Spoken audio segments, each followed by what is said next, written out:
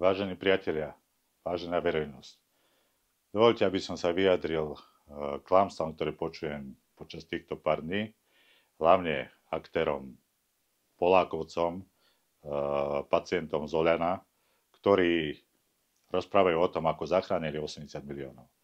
Vážené, nič ste nezachránili, zachránili ste akurát veľké H. To si už domyslíte sami. Samozrejme aj táto verejnosť. A vysvetlím. Európska komisia v živote by nedovolila dať na tieto zámery ako mediálny dom a stromčeky finančné prostriedky. To, čo je určené na vodu, kanalizáciu, bývanú, cesty a tak ďalej, to je nemené, nikto sa toho nemôže ani dotknúť. Na tej zámery by som ja musel, alebo mal by som ešte zháňať niekde inde peniaze a samozrejme, ak by som ich nezohnal, tie zámery by v živote neboli. To je jedna vec. Druhá vec je, chlapci, začnite sa venovať odborným veciam, ako školstvu, vzdelávaniu a tak ďalej. Len bohužiaľ, vy asi na to IQ nemáte, čiže venujete sa profesionálne len ako odrbávať hlavne Rómov v osadách. Však koniec koncov Rómovia, ja sa vám čudujem. Nestačilo vám dvakrát, ako vás oklamali, aj s tými 500 eurami. Máte krátku pamäť? Či vám to treba stále rozprávať? Či vám stačí, že ten Polák sa nás zastal. Ale čo urobil? Nech vám ukáže, koľko ciest urobil, koľko bývaní urobil, koľko vodovodov a tak ďalej. To by malo byť pre vás podstatné. Vážení, lebo toto je to, čo my riešime. Aj náš úrad, za ktorým naozaj veľmi stojím a za všetkými zamestnancami. Čiže nezavádzajte, vážení, a nehovorte klamstvá. Ja chápem, potrebujete sa dostať do pozície vládnutia, ale dúfajme, že tento moment nikdy nepríde. Ďalšia vec, alebo ďalší pán Ledecký. V televíznej relácii u pána Bielika vás jasne prichytil o tom, ako zavádzate a klamete. Už je tomu 3/4 roka a furt krútite tú istú platňu dookola.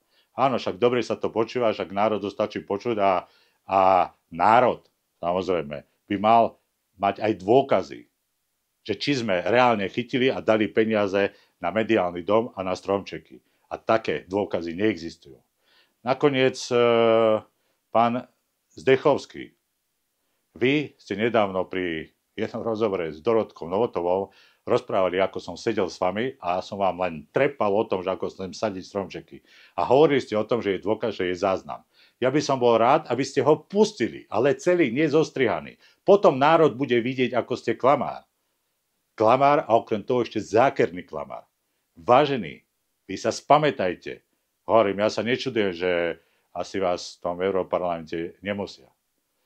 Ja ešte raz hovorím, aj čo sa týka pána Ledeckému, ja som mu dal číslo, aby ste vedeli verejnosť, aby prišiel ku mne na úrad, aby mi zavolal, aby sme sa pobavili o tom, či efektívne využijeme finančné prostriedky, ktoré sú na riešenie Rómov. 3/4 roka prešlo, ani sa neozval. Čiže jemu nejde o Rómov, jemu ide o politiku, zase ide o rómske hlasy. Len teraz neviem, či mu rómske hlasy vyfúkne Polák, alebo Dorotka Novotová, alebo pán Ledecký, možno dostanete aj vy nejaké hlasy. Ale bohužiaľ, vy, Rómovia, zapamätajte si, vy ste jediná šanca, hlavne pre Matoviča, aby sa dostal do parlamentu, aby dostal percenta.